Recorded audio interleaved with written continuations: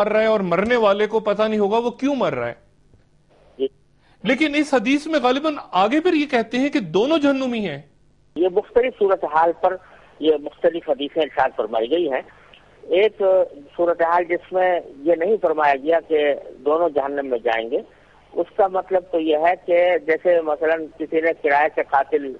آج کل ہو گئے ہیں تو کرائے پر دوسرے لوگوں کو قتل کرتے ہیں، ان کا وہ صرف پیسہ کمانے کی خاطر، تو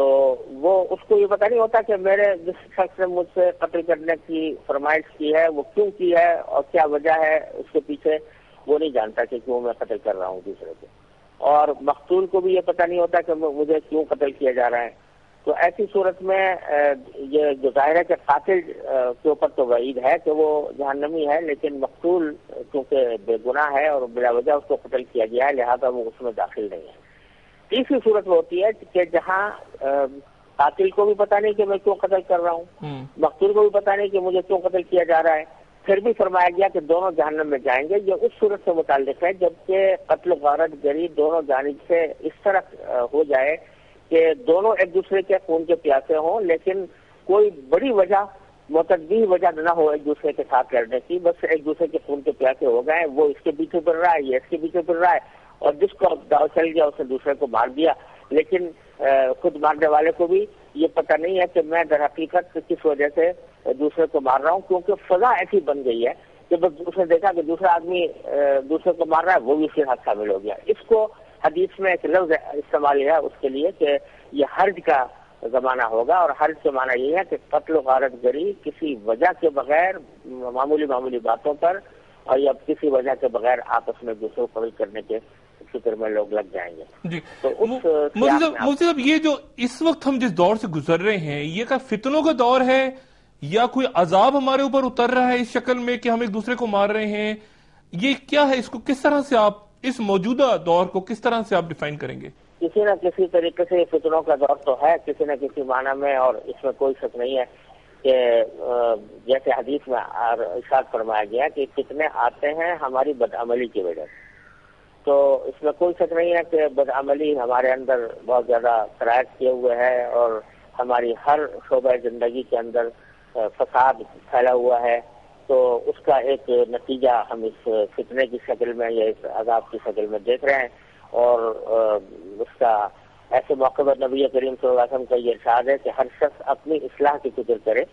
دوسروں کی برائیوں کو دیکھنے کے بجائے آدمی یہ دیکھے کہ میری زندگی میں میں اپنے طرز عمل میں کہاں غلطیاں کر رہا ہوں، اس کو اصلاح کرنے کی فکر کرے اور اللہ تعالیٰ کی طرف رجوع کرے۔ مفتی صاحب بہت شکریہ، انشاءاللہ آپ سے بات ہو رہی کہ خواتین و حضرات، مفتی تقی عثمانی صاحب صحیح مسلم کی اس حدیث کا حوالہ دے رہے تھے کہ قتل و غارت کے اس دور میں فتنے سے دور رہ کے عبادت میں مشغول ہو جانے کا ثواب ایسا ہے جیسا کوئی شخص دارالکفر سے ہجرت کر کے آپ صلی اللہ علیہ وسلم سے جا ملے۔ اور ایک دوسری حدیث میں یہ فرمایا گیا کہ ایسے فتنے کے دور میں بیٹھا ہوا شخص کھڑے ہونے والے سے بہتر ہوگا، اور کھڑا شخص چلتے ہوئے سے بہتر ہوگا، اور چلتا ہوا شخص بھاگتے ہوئے سے بہتر ہوگا، کیونکہ جو شخص ایسے فتنے کو محض تماشے کے لیے بھی جھانک کے دیکھنا چاہے گا فتنہ اسے اچک لے جائے گا۔ تقی عثمانی صاحب نے اپنے گھروں کے ٹاٹ بن جاؤ کے حوالے سے جو حدیث بیان کی، مفہوم اس کا یہ کہ بلا ضرورت گھر سے باہر قدم نہ رکھو۔ ڈاکٹر اسرار احمد صاحب اس دور ابتلا کو کس طرح دیکھتے ہیں، ایک وقفے کے بعد۔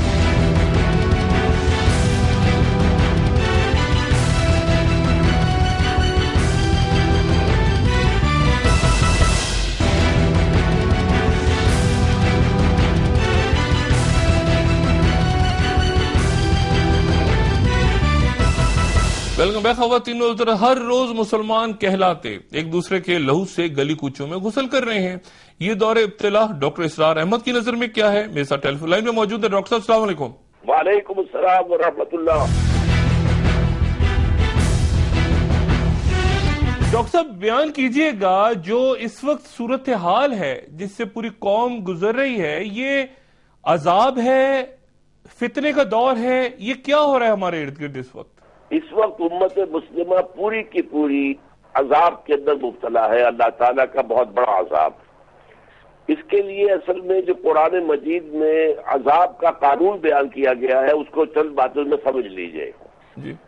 نمبر ایک یہ کہ بنیادی طور پر یہ دنیا جو ہے یہ دارالعذاب نہیں ہے بلکہ دارالامتحان ہے، اور اس کا جو بدلہ ملے گا چاہے وہ جزا کی شکل میں ہو اور چاہے سزا کی، وہ آخرت میں ملے گا۔ البتہ قوموں کا معاملہ جو ہے وہ دنیا میں طے کیا جاتا ہے۔ قیامت کے دن انفرادی حساب ہوگا ہر شخص کا، کلہم آتی ہے یوم القیامت فردا، ہر شخص وہاں انفرادی حیثیت میں پیش ہوگا۔ قوموں کا حساب جو ہوتا ہے وہ یہاں ہوتا ہے، مثلاً اس میں سب سے بڑا عذاب ان لوگوں پر آتا رہا ہے جن کی طرف اللہ نے رسولوں کو بھیجا اور انہوں نے بحیثیت مجموعی رسولوں کو ریجیکٹ کر دیا، ان کو ماننے سے انکار کیا، وہ قومیں ہلاک کر دی گئی۔ دوسرا عذاب آتا ہے امت مسلمہ پر، جو لوگ مسلمان ہوں اور اللہ کی کتاب اللہ کی شریعت ان کے پاس ہو، لیکن وہ اپنے عمل سے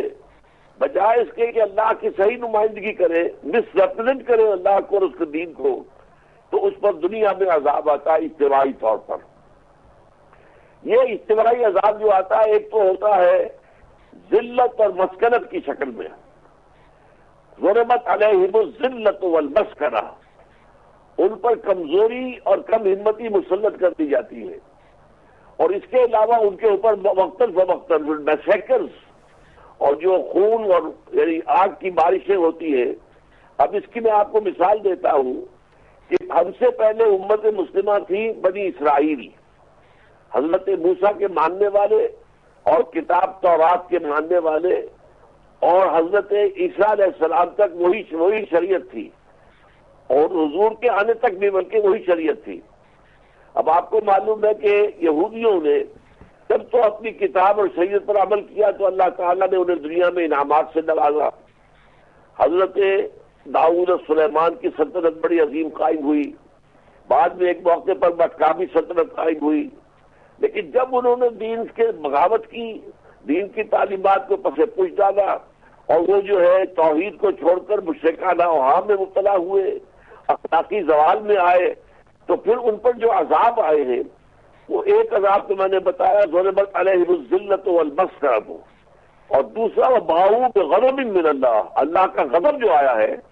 اب وہ ہسٹری میں نوٹ کر لیجئے، سب سے پہلے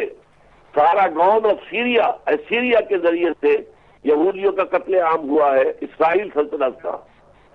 اس کے بعد 6 صدی قبل مسیح میں جو نیبوکڈنیزر آف بیبیلونیا تھا،